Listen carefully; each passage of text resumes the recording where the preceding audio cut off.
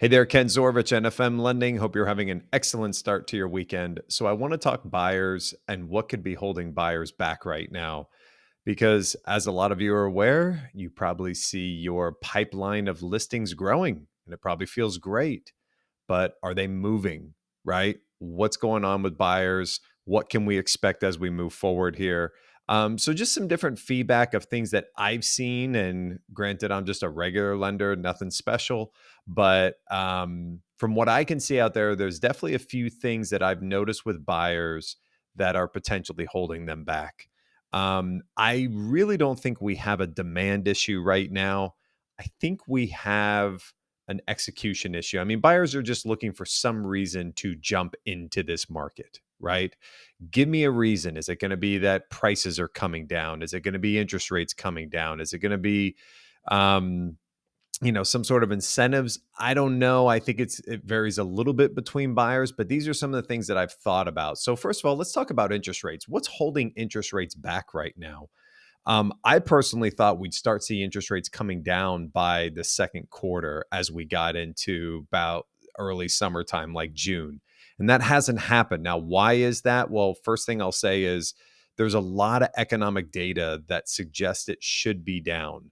The Fed is refusing to lower their rates until they can see what's really going to be the impact of the trade war that's been going on. The Fed knows that's the only lever they can pull, and so they're waiting to see if we're going to see inflation start rising because of tariffs. Now, there's no guarantee that's going to happen, but they want to wait and see on it.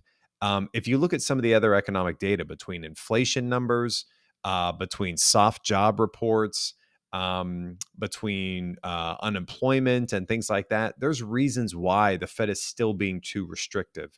And there's a chance they're going to make the same mistake they did in 2021, where they didn't raise rates fast enough. And so instead of being, I guess, trying to get ahead of all this, they're going to be very reactionary, right? So they're going to wait till we get to the point that we need it, which could be on the verge of a recession. So we'll see how that plays out. But I think buyers are definitely looking at that and saying, give me a reason to buy at these prices with maybe a lower interest rate. The other thing I'm seeing too is the condition of properties. There's a lot of buyers that are looking at the condition of the properties and just not thrilled with what they see at certain price points. And I think that's why some sellers' properties are sitting. It's just kind of the buyer saying, not at that price.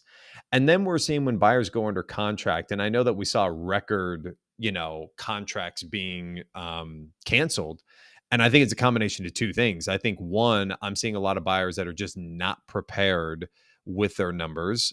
They don't know what their payments are. They don't know what their cash to close is. And by the time they get into the home inspection period, they get notified that by their lender. Then they see what the home inspection comes back at. It's just not appealing, right? They get sticker shock from the monthly payment.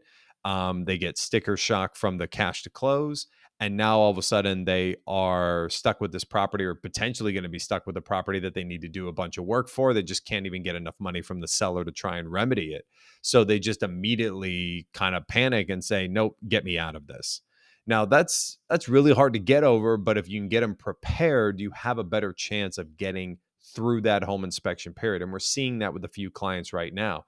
Yes, they're extending their home inspection periods. They're taking their time more to see if they can work through some of the issues that have been found on the home inspection, because they just don't have the capital to fix these properties.